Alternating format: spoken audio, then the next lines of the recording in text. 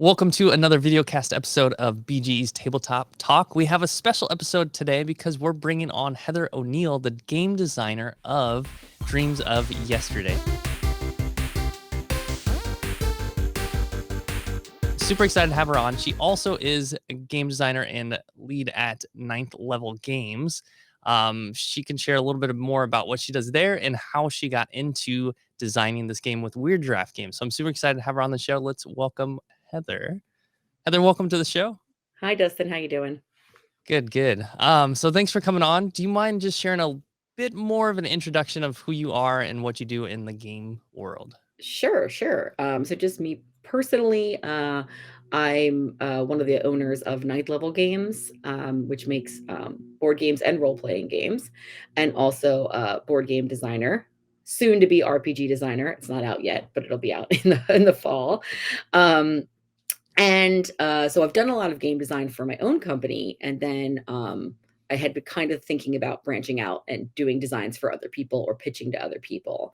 And it just so happened that coincided with when the pandemic hit, and there were opportunities such as this one to put out games for other people. So that is kind of how I got my start. Probably been doing Ninth Level for about about 10 years, I would say. I've been involved.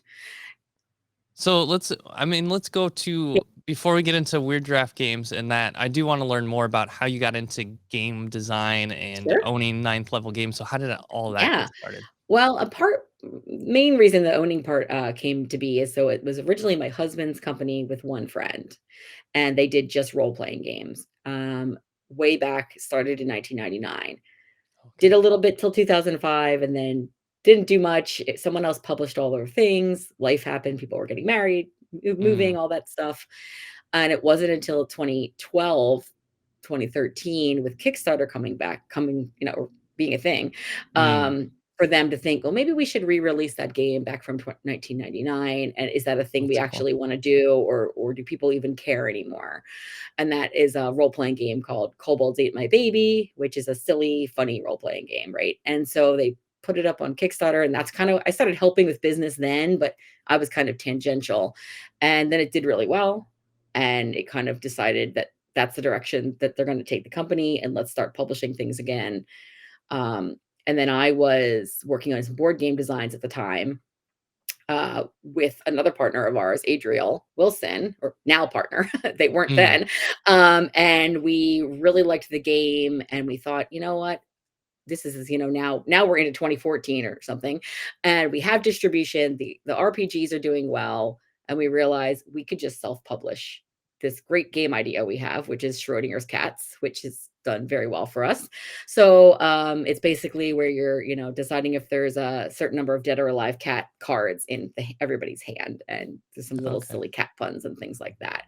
So that was our first board game self-publish, and that at that point was when we brought myself and Adriel in as owners of the company. So there's 4 owners of the company now, and over the years I've taken over like leadership of CEO, kind of the decision maker, keeping things running, kind of business person for the company as well. So that was the trajectory. Throughout that time, I did a lot more design on other board games. So I've done Meeple Party and worked on Pavlov's Dogs with our team as well, because we had to have Pavlov's Dogs if we had Schrodinger's Cats. It's like a requirement.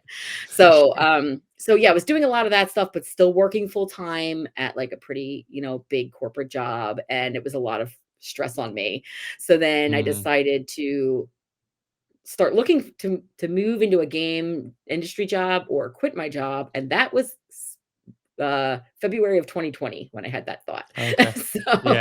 So I was in the middle of an interview process, and they all of a sudden said, we're going to put this job on hold, because it was March of 2020. And that made sense. And then I ended up just deciding to quit my corporate job and focus on games that year. So it freed me up a lot to do a lot of game design. And it just so happened there was a few different things going on, contests, and, people would kind of do game jams and things to just kind of keep us busy throughout that first year of COVID. And one of the contests was with Wierd Giraffe. Carla, who's the owner, put out a call that said, hey, take an inspiration from any of our existing games and Mm. make it a card game version, like a small 18 or 24 card version. And I did that for Dreams of Tomorrow, made Dreams of Yesterday, and it ended up winning the contest, or one of the winners of the contest. And then a few months later, they reached out and said that we actually want to publish it sometime in 2021. And here we are. Now it's actually, crowdfunding and coming out. So That's that's super how the cool. whole process started. I'm gonna share the backer kit here for Dreams of Yesterday. Yeah, I think we're sharing it there. So I do want to. You mentioned it's based off a former game or a game that's existing. already, Yep. yeah, existing game. There we go. Of Dreams of Tomorrow, correct? That's Yes. the Yes. you got me mixed up now. So this one's Dreams of Yesterday that's out. Dreams of Yes. Tomorrow. What was so Dreams of Yesterday is like a card game. What was Dreams of Tomorrow? What kind of game It's was that? still basically a card game, but where there's cards involved. But basically, the it was a heavy, not a heavier, but it was a box game with more components and more going on. Oh, And okay. Weird Giraffe was looking for things that said, "Hey, take this concept, and we just want to make a couple of like small card game versions of that." And the main concept in Dreams of Tomorrow, it's about dreams and there's nightmare cards and things like that. And basically, there's a rondel of actions that basically you can kind of see there. There's 5 cards. Basically, your meeple or your person, you start in the open space and you can move up to 2 spaces to your left. So you could take that box, if you can kind of see it, or the green books. And that Okay. is a similar mechanic that is in Dreams of Tomorrow. Then you're also creating rows of your museum, and you're creating dream rows in the other game. So there's some similarities with that, but the Mm. mechanics of how these things work in Dreams of Yesterday is very different. I just took inspiration from the idea of those setups and the fact that this could, instead of going and looking to the future and into your dreams, it's going into the past, and it's building museums of antiquities. Yeah, that's really cool. I really like the graphic design and art style of the game too. I think Beth Sobel, did she do Yes, she did the Cascadia art, too? and she's done so many game covers, Yeah, so that was exciting, when I found out that she was gonna be the artist for this. So, yeah, it looks great.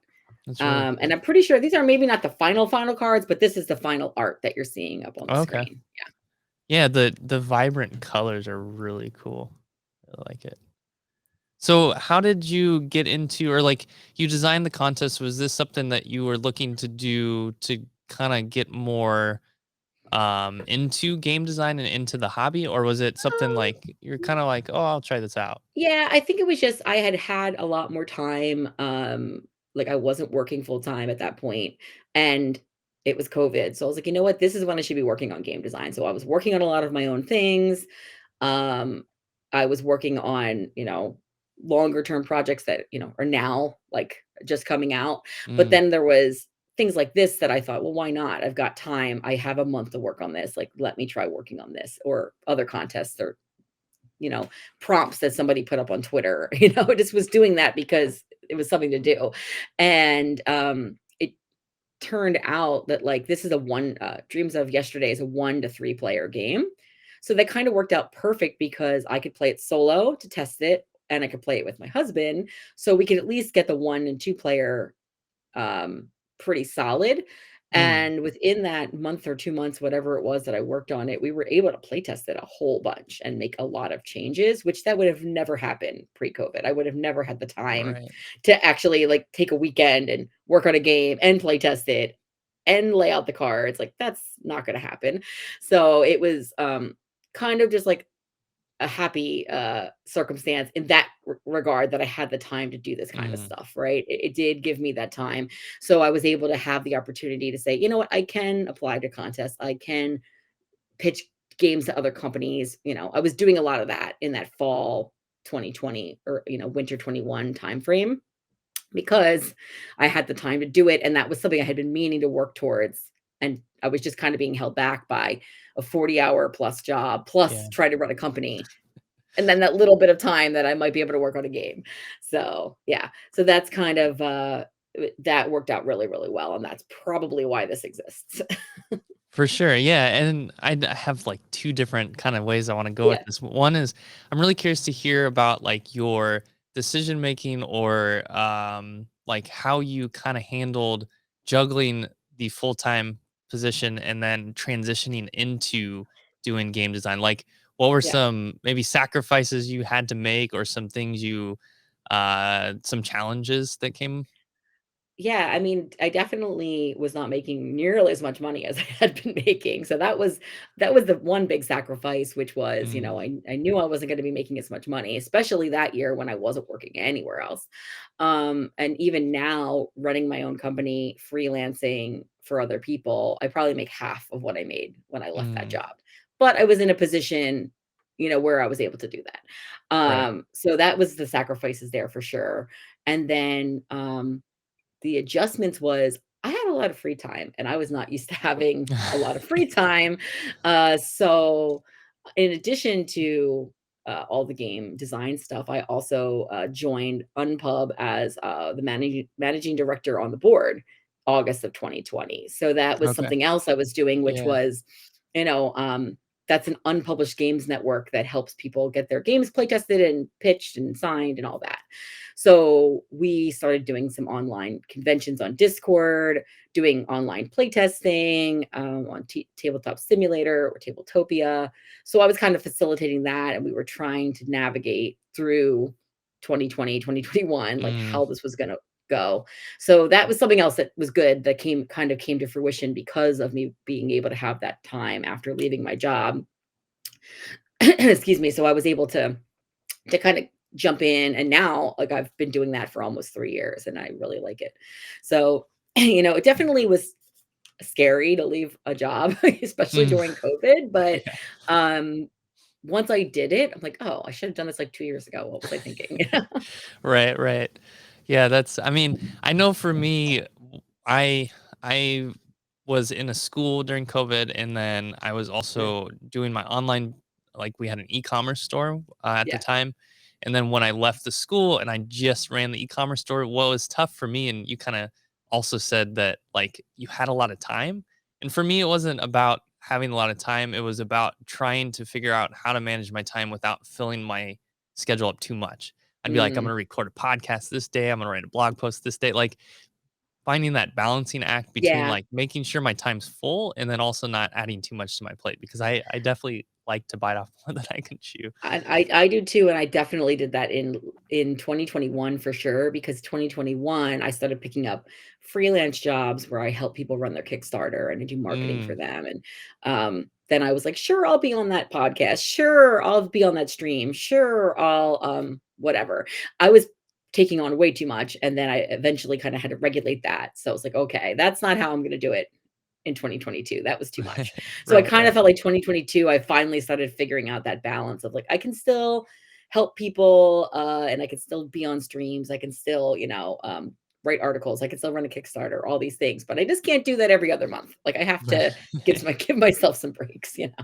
For sure, for sure. And it is nice though too, once you get the wheels turning on stuff, you can Yeah. actually like have it run on its own, right? You don't Yeah. need to it kind of just feels like something that just happens and you don't necessarily need to invest as much time as you did like initially. So, Getting it going. Yeah. Yeah. yeah.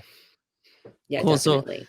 I do want to go back to you mentioned one thing that you had that opportunity to kind of play test and work on different iterations of Dreams of Yesterday. Tomorrow. Dreams of Yesterday. Dreams of I know it's Yesterday. so, they're so similar. It's hard to Dreams of remember. Yesterday.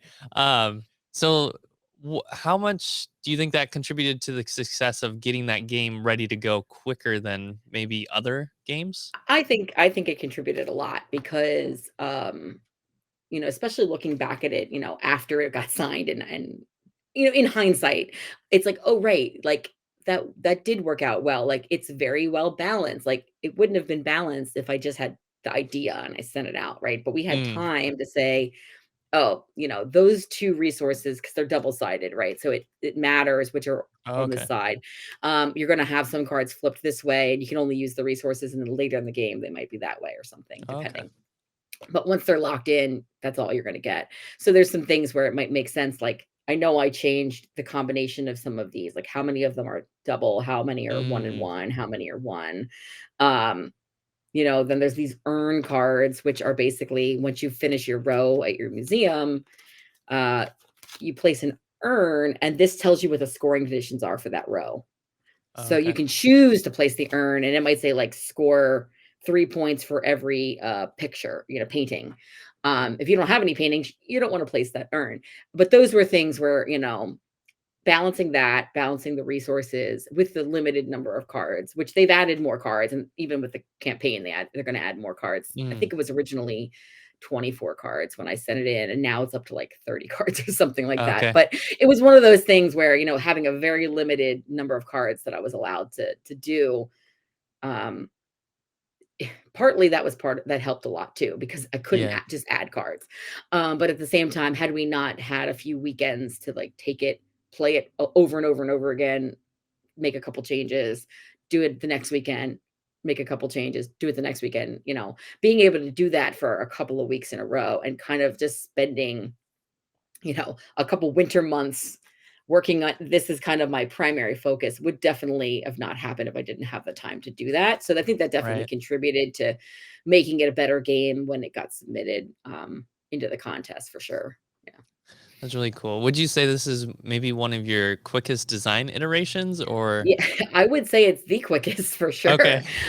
Yes, I would say it's the quickest. I've definitely had an idea and a mechanic that makes it to the final game, but they Mm, don't the from that initial concept to the end, there's a longer process where this mm, had the concept and it was definitely within 2 months. It was submitted for sure. So that's including all the playtesting changes, iterations, theming, everything. So yes, that's definitely this is the quickest one. that's really cool. It's just an interesting circumstance, I think, sometimes when we Yes. when we think about the pandemic and like I don't know what came of it. It's kind of crazy.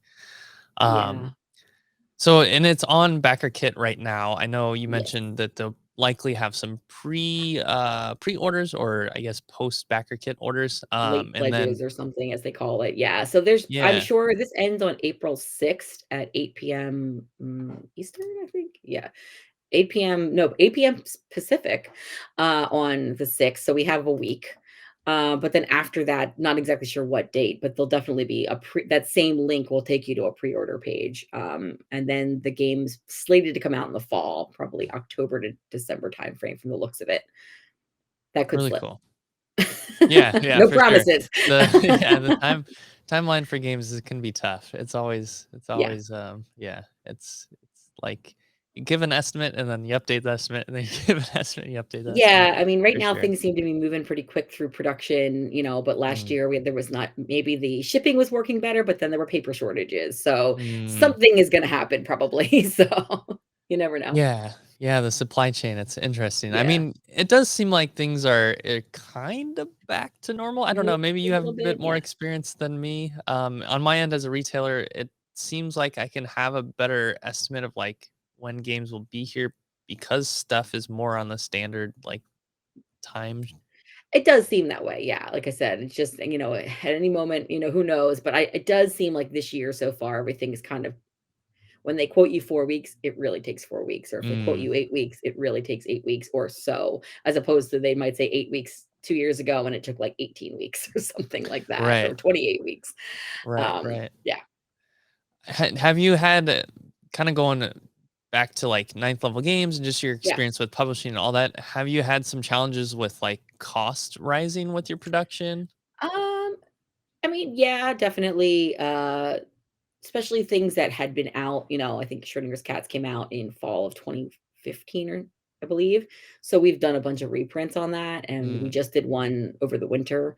So yeah, I mean the unit cost on that has gone up slightly because of paper cost and because of yeah, different things, but not so much that it's unattainable. There's definitely an increase, but it's still fine.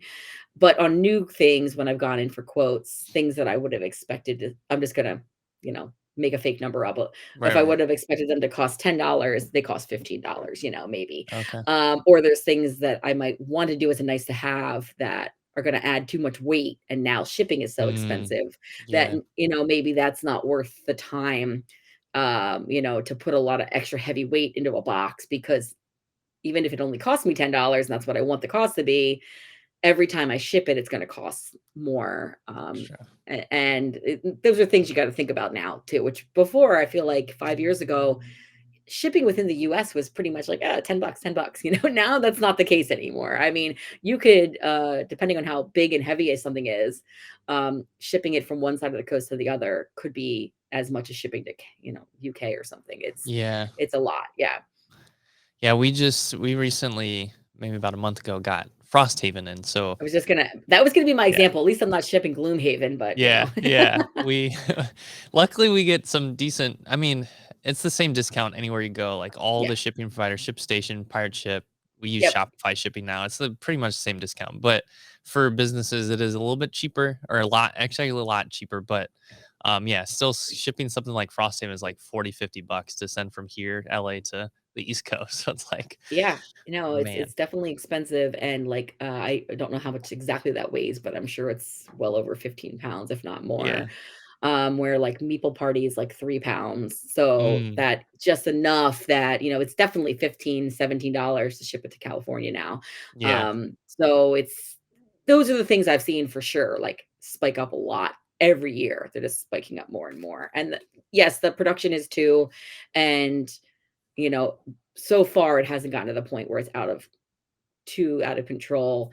There was a time, I guess 2 years ago approximately, where the container Mm, shipping prices, like, yeah. from China, were so ridiculous that if you were to do that, and some people did, and then amortize that 50 grand that it costs you to ship all that over the 50,000, or 20,000 games in there, it really adds a lot to your cost. So there was a lot of that happening. Luckily, we waited on a lot of that stuff and didn't do reprints during that time.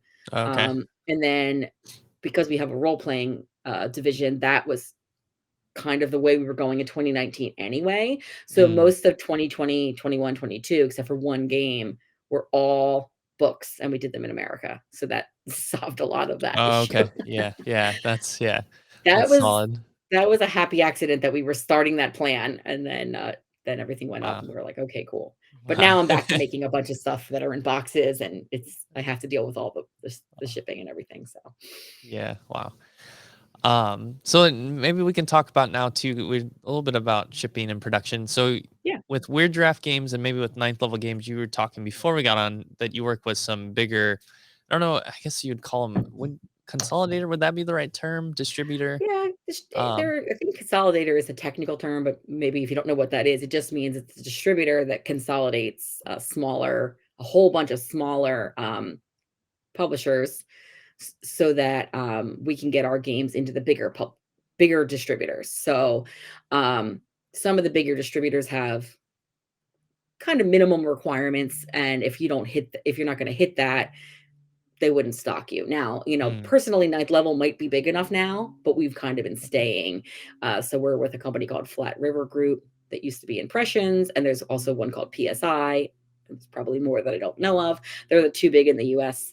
And so basically, if you are a retailer and you want to buy from ACD or Alliance or Universal, or what, anybody, you can get our stuff. It's actually going to be, your order is going to be placed with Flat River Group or PSI in other companies' cases, as opposed to me being exclusive with Alliance or ACD or somebody like that. And then uh like, for me personally, we can still have our games in all the stores, but and we have our warehousing there. And I don't have to try myself as a small company to get myself into all these bigger distributors and mm, making sure I'm hitting what they need me to hit and getting them product. Those consolidator companies usually handle that, for us, which is nice as a small company for sure. Yeah. right. It's also huge for me as a small retailer because then I don't have to, I working directly with publishers, usually we get a better deal, but I usually have to order more. Hmm. Usually most publishers have a minimum order quantity of like a case, which I mean, sometimes it makes sense, depends on the game, depends on how Yep. much the game costs, depends on, a Right. lot of factors, but it's nice to have these consolidators work with distributors that I work with, like ACD Alliance. Um, we do PhD now as well, but I don't know if they work with any Yeah, they do. consolidators. Yeah, Okay. all pretty much I just listed the big ones, but yeah, I think Yeah. almost everybody does. So, Okay. yeah, so you can, that's where you can say, "I'm just gonna buy 2," if you want, Mm. or Yeah. 1. I mean, honestly, that makes it nice because your minimum is actually some of them don't even have minimums, but some of them, maybe Alliance has a $500 minimum. Well, you can do that with everything in their entire Right. catalog, right? As opposed to 1 publisher. So Yeah. it kinda works, yeah. Yeah, and I think, like I said, it really helps us too, especially because we like to stock some unique stuff. We like to get some stuff that you can't go to Target to pick up, right? You Right. can't. I mean, Barnes and Noble and Target are growing their board game section, which I think is a good thing overall because it's bringing more people into the hobby, and Yeah. hopefully, it brings more people into my store eventually.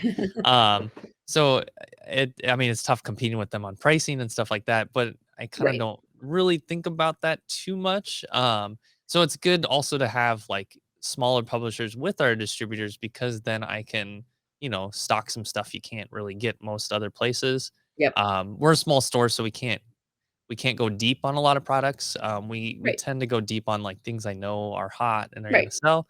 But then we have a nice like our indie RPG section does really well for us. So I know I mentioned with your game Women Are Werewolves, we've probably sold like 5 or 6 copies of that, I want to say. Mhm. And then I know I noticed this on your website too, which I didn't realize. You had something in Free RPG Day last year. Yeah, we published that, it's called Level 1. It's an anthology of indie RPGs. Yeah, So what okay. we do is, we partner with the Free RPG Day people. This is ninth level, doing this. There's a lot of Mm, hats, so I thought I'd mention that. yeah. And basically, we put a call out for indie RPG, designers, and then we narrow it down to 15 winners, and then they get paid to be in there, and then they're published in the anthology, which is paid for through advertising of larger RPG companies. Okay. And then that it goes into the retailer box for Free RPG Day. So there'll be another one in this year, which is the 4th one we've done. Oh, cool. And the 2021 issue won the gold Any for best free product. So it's like it's getting some notoriety now. It's hard because 2020 was the first year that they did it. And not a lot of stores were even open during Free Yeah. RPG Day, probably, even though I think they pushed it to October that year. Um, so yeah, it's definitely been getting a little more traction now that things are open again. So yeah, that's going to be June 24th this year. Yeah. Yeah. I'm excited for it. It was Yeah. something that brought people because I don't know why no one really in our area did it, but we got people that traveled like 2 hours to our store because we were the nearest store that did free That did it. RPG Day. Well, that's Yeah. good. Yeah. I think it was just maybe because it's still kind of fresh from the pandemic and stuff. So, Maybe, yeah. And I think, depending on the store, not that RPGs aren't, they're focused, but they might have a mini store, they might have a magic mm, store, and they're not even thinking, well, this could bring in like 50 people on this day, or this could bring in right. people that now this is their store to come see my indie RPG section, for Yeah. example. Mhm. I think it's getting there, like you said, and the things like Stranger Things, like helping D&D get bigger, and the D&D movie, even though that's Yeah. D&D, it's getting people into role playing, and then I Mm, think once you kind of hang around role playing, you're like, what else is there? And then you yeah. start kind of looking around. So Yeah. Like, yeah, I never realized there's tabletop role playing games beyond D&D, like yeah, what I can play, I was mentioned one, like I can play a role playing game about going fishing. Like it's anything. just I about mean, pretty anything. much anything nowadays. Yeah, Cool. So, you mentioned before we kind of wrap up, I just want to share again, yeah, Dreams of Yesterday available on Backer Kit until April 7th. I'm hoping this comes out before that ends, but if not, they'll likely have some late pledges for that, right. and it potentially at some point in the fall, maybe timeline considering, will be in retail. Could you share a little bit more about where they can find the game and a little bit more about yourself if anybody wants to connect? Sure. Well, like I said, I'm sure this will include the link to the backer kit, but there's also so this is published by Weird Giraffe Games. So if you want to follow them, their Twitter is at Weird Giraffes. If you want to follow them there, or if you want to go over to their website, I believe it's Weird Giraffe Games. Let's see. I haven't been on there in a while. Yes, it's weirdgiraffegames.com. And you can check out the original game it was based off of too, which is Dreams of Tomorrow. There's a lot of video content of that, as well as a lot of video content on YouTube about this game. So if you want to watch like an actual play, the backer kit has a ton of links to different playthroughs as well. And then for me personally, on Twitter, I'm at Cat Physicist because of Schrodinger's cats is clearly when I got that handle. And then for all the ninth level things, it's at ninth level games with the number 9 on Twitter, Facebook, TikTok, Instagram, all that stuff. And other things we talked about. So freerpgday.com. You can check that out if you're a retailer. And I think you can still get your box if you need to. And then for UNPUB, if you're like an aspiring designer and you want to sign up for that, that is unpub.net or the UNPUB on Twitter. Awesome. And you or I guess Unpub does a lot of like local kind of mini conventions too, as well, right? Yeah, we again pre-pandemic did a lot more where other people would say, "Hey, I want to do this in my local hometown," and we would kind of say, "Yes, it's a mini unpub." Mhm. Those have kind of not really come back yet, but what we've Okay. done is we'll have a space at PAX East, PAX Unplugged, BGG Con, Origins, some other conventions where it works out. I know Gen Con we don't because there's just too much going on at Gen Mm. Con, but certain conventions will partner with us and we'll have a space for you to show your games and play test. And then we also do an in-person show specifically around playtesting and like designer education that's in Baltimore area in March. So that just passed for this particular year. And then we do some online and in-person pitching events. So if you want to pitch your game to publishers, we set those up a couple times a year as well. Really cool. Awesome. Well, thank you so much, Heather, for coming on the show, sharing a bit about ninth level games, Weird Draft games, and Dreams of Yesterday. Sure. And again, we'll drop the links in the show notes. And everyone, thank you so much for tuning in. All right. Thanks, everybody. Bye.